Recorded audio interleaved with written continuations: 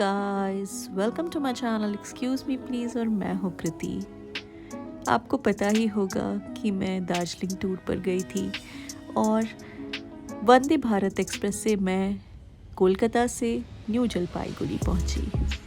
New Jalpaiguri से आप दार्जिलिंग 2 रास्तों से जा सकते हैं। पहला मिरिक होके, दूसरा कर्सियोंग होके। टैक्सी ड्राइवर्स कर्सियोंग होके पसंद करते हैं, प्रेफर करते हैं रास्ता, बट मैंने लिया मिरिक होके रास्ता। एंड आपको 500 रुपये एक्स्ट्रा पे करना होता है अगर आप मिरिक वाला रास्ता लेते हो। But I would suggest you guys कि आप मिरिक होके ही दार्जिलिंग जाएं। इससे ये होगा कि आप अपना एक दिन बचा पाओगे। अगर आप दार्जिलिंग टूर पर जाते हैं तो फिर आपको जो भी ट्रैवल एजेंट्स हैं या फिर अगर आप खुद से भी प्लान कर रहे हैं तो एक दिन आपको देना होता है मिरिक टूर के लिए। बट मेरी ट्रेन पहुंची 1:30 बजे एंड ऑलमोस्ट आधा घंटा पकड़ लीजिए, मुझे 2 बज गए स्टेशन छोड़ते हुए।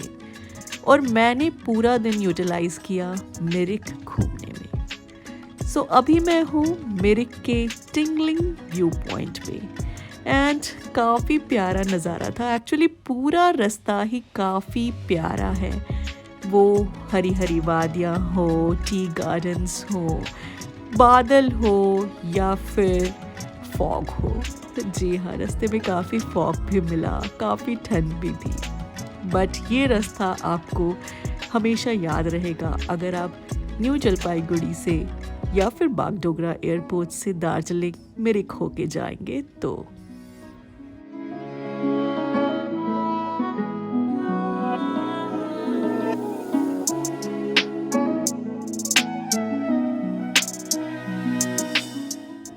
मिरिक नाम लेप्चा शब्द मिर योग से आया है, जिसका अर्थ है आग से जला हुआ स्थान।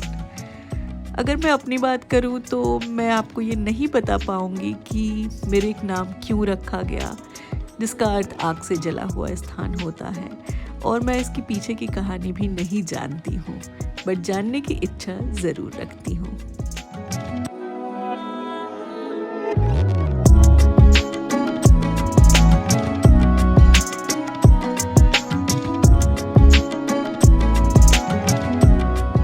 मिरिक के रास्ते में ही पड़ता है मिरिक झील, जिसे सुमेंदु झील, सुमेंदु लेक भी बोलते हैं। यह 1.25 किलोमीटर लंबा है और झील के उस पार एक 80 फुट यानी कि 24 मीटर लंबा आर्क फुट ब्रिज है, जिसे इंद्रेनी पुल कहा जाता है। और इस झील की अगर मैं बात करूं तो ये एक बहुत ही प्रोमिनेंट, बहुत ही फेमस टूरिस्ट स्पॉट है मिरिक का। मिरिक झील पश्चिम बंगाल में दार्जिलिंग के बाद सबसे आकर्षक और मनोरम पर्यटन स्थलों में से एक है। यह उभरती हुई पहाड़ियों की गोद में खूबसूरती से बसा हुआ है। मिरिक को हॉलिडे मेकिंग के लिए सबसे पसंदीदा स्थलों में से एक माना जाता है। मिरिक झील में रहना हमेशा महत्वपूर्ण नहीं होता। आप दार्जिलिंग में रहकर इस जगह की सैर कर सकते हैं।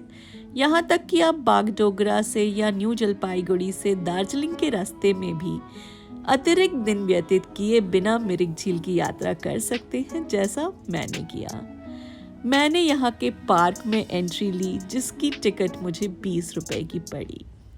पर अगर आप इसके फुट ब्रिज या फिर बैक साइड को एक्सप्लोर करना चाहते हैं, पोनी राइड करना चाहते हैं, बोटिंग करना चाहते हैं, तो आपको इस पार्क में आने की ज़रूरत नहीं है।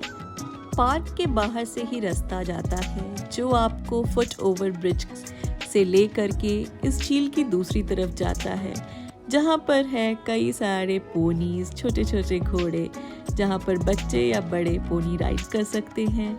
उसी तरफ आई लव मिरिक का बोर्ड है, कई सारे पाइन ट्रीज हैं और काफ़ी खूबसूरत नज़ारा होता है।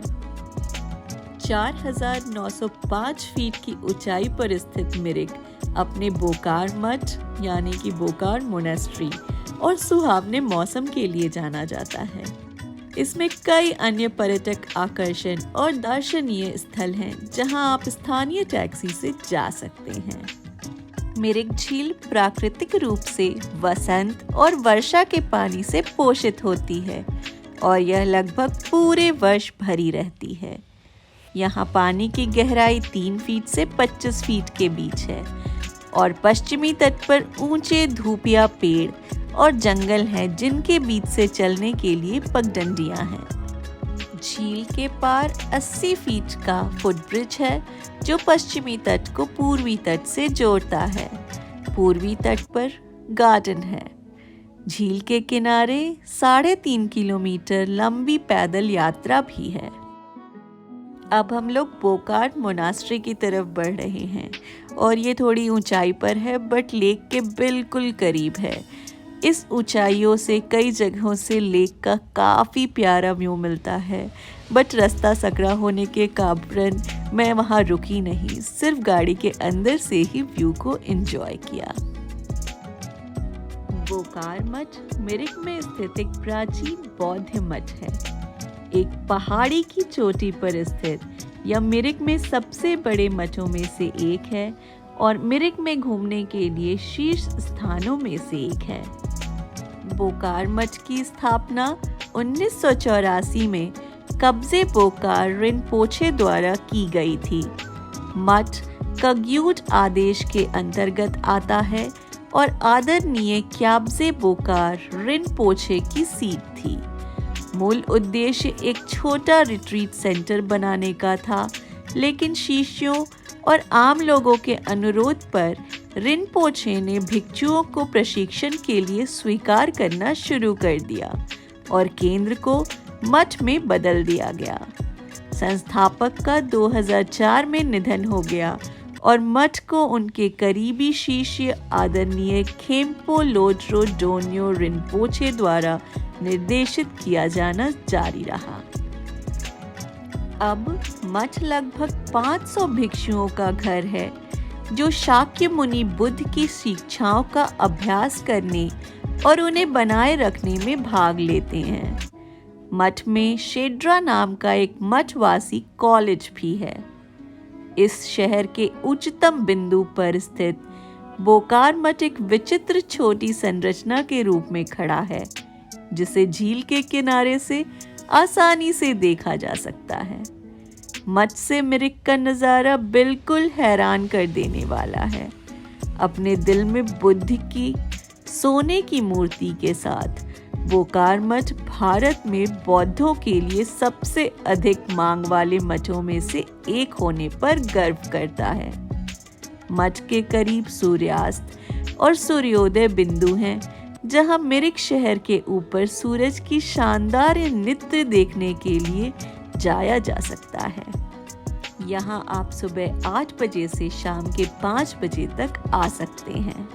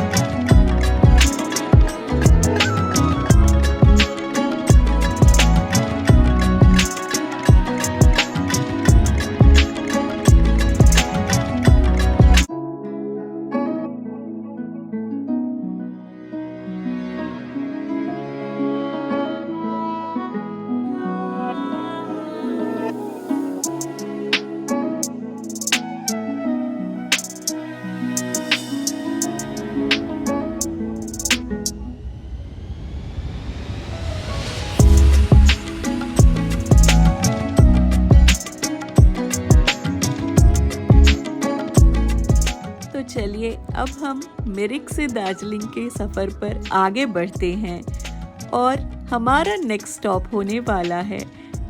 इन सारे टी स्टेट्स को देखते हुए हम अगले एक टी स्टेट पर ही रुकेंगे, जो कि है गोपालधारा टी स्टेट। और वहाँ पर ही एक गोपालधारा टी सेलिंग सेंटर है, या फिर आप शॉप बोल सकते हो, होम स्टे है और व्यू पॉइंट भी है।